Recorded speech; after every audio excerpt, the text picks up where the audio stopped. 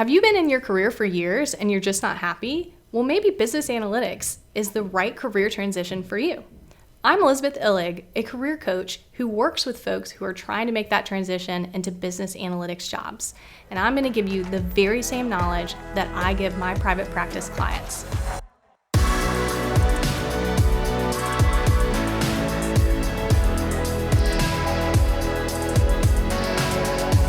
So today I'm tackling the topic of how to transition into the field of business analytics. And the biggest thing I can tell y'all out there is make sure you think about your transferable skills. That's number one. Make sure you think about the things that you have in your industry or in your current role that would transition over into a business analytics position. Second thing I would say is build your skill set. And we're going to be talking about that in some other videos on our channel of how you can build your skills so that you have the technical knowledge necessary to excel in this field.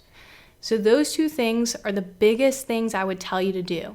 If you're transitioning into business analytics from a industry like marketing or sales, you may have some insider knowledge, some business acumen in those particular industries that you can bring with you.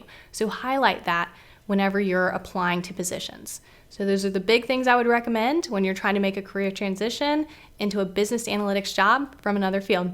Thanks so much for tuning in.